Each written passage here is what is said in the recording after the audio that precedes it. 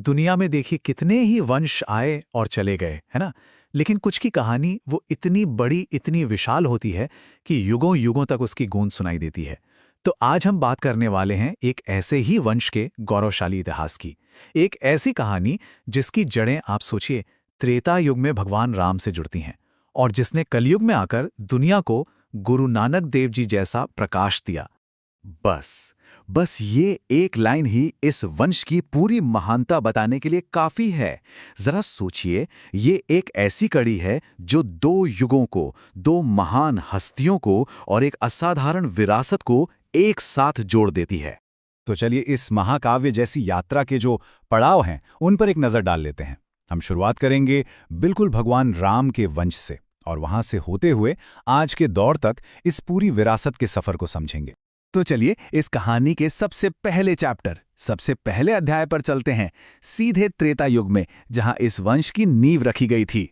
तो बात कुछ यूं है, पुराणों और सिख इतिहास को अगर देखें तो बेदी वंश का सीधा कनेक्शन है सूर्यवंशी रघुवंश से, मतलब सूर्य देव के वंशज। हम सब जानते हैं भगवान श्री राम के दो पुत्र थे, लव और कुश। तो ये जो वंश परंपरा है ये उनके पुत्र कुश से आगे बढ़ी और यही वो कड़ी है जो आगे चलकर बेदी वंश की पहचान बनी। मतलब साफ है, इस वंश की जड़ें सीधे अयोध्या के राजघराने से जाकर जुड़ती हैं। अब कहानी में एक बहुत ही दिलचस्प मोड़ आता है, एक ऐसा टर्निंग पॉइंट जिसने इस वंश को उसका नाम दिया और उसकी सबसे बड़ी पहचान दी। तो हुआ ये कि कुरुश के जो वंशज थे वो ज्ञान की तलाश में पंजाब से निकलकर पहुंचे पवित्र नगरी काशी।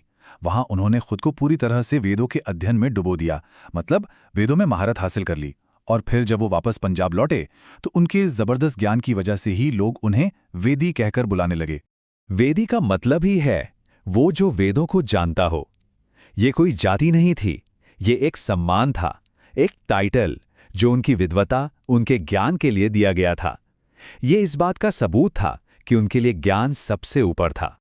और फिर जैसे जैसे समय बीता, भाषा के सहज प्रवाह में आप जानते हैं कैसे शब्द बदल जाते हैं, तो वेदी शब्द धीरे धीरे बेदी बन गया और बस इसी तरह इस महान वंश को अपना आज का नाम मिला।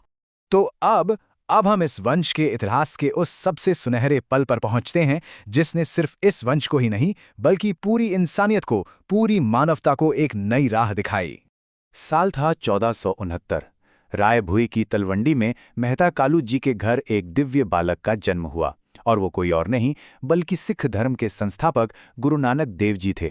गुरु नानक देव जी ने 3 बहुत ही सरल लेकिन शक्तिशाली बातें कहीं। कीरत करो, नाम जपो, वंश छको। मतलब ईमानदारी से काम करो, ईश्वर का नाम लो और मिल बांट कर खाओ। इन्हीं शिक्षाओं और उनके आध्यात्मिक प्रकाश की वजह से बेदी वंश को कुल गुरु का सम्मान मिला, यानी पूरे कुल के गुरु।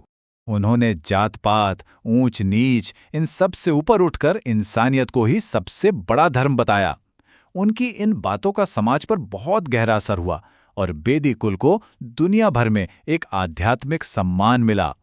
पर रुकिए, बेदी वंश की कहानी सिर्फ ज्ञान और आध्यात्मिकता तक ही सीमित नहीं है। जब धर्म और न्याय की रक्षा की बात आई तो उन्होंने शस्त्र उठाने से भी परहेज नहीं किया।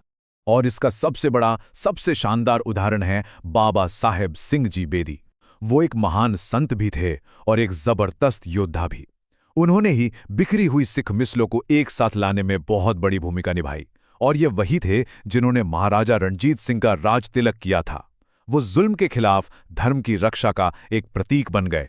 तो बेदी वंश के जो 2 सबसे मजबूत स्तंभ हैं वो यहां साफ दिखते हैं। एक तरफ वेदों का ज्ञान और दूसरी तरफ शस्त्र की शक्ति।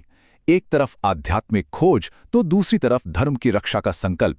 ज्ञान और वीरता का यही संतुलन, यही बैलेंस उनकी विरासत का आधार है। तो इतना लंबा सफर तय करने के बाद अब आते हैं आज के दौर में और देखते हैं कि ये हजारों साल पुरानी विरासत आज दुनिया में कहाँ खड़ी है। आज आपको बेदी समुदाय दुनिया के हर कोने में मिल जाएगा, चाहे वो बिजनेस हो, पॉलिटिक्स हो, समाज सेवा हो या फिर देश सेवा। हर फील्ड में वो उन्हीं सिद्धांतों के साथ अपना योगदान दे रहे हैं जो सदियों पहले स्थापित हुए थे। अच्छा, ये सब जानने के बाद एक सवाल जरूर मन में आता है कि आखिर कोई वंश हजारों सालों तक, सहस्राब्दियों तक अपनी पहचान और अपनी अहमियत कैसे बनाए रख सकता है? ये कैसे मुमकिन है? शायद इसका जवाब उसी संतुलन में छिपा है जो इस वंश की पहचान है। ज्ञान को शक्ति के साथ बैलेंस करना और अपनी महान विरासत को समय के साथ साथ बदलते रहना, उसे विकसित करना। भगवान राम के वंशजों से लेकर गुरु नानक के प्रकाश तक ये कहानी हमें अपनी जड़ों से जुड़े रहने और साथ ही हमेशा आगे बढ़ते रहने की एक जबरदस्त प्रेरणा देती है।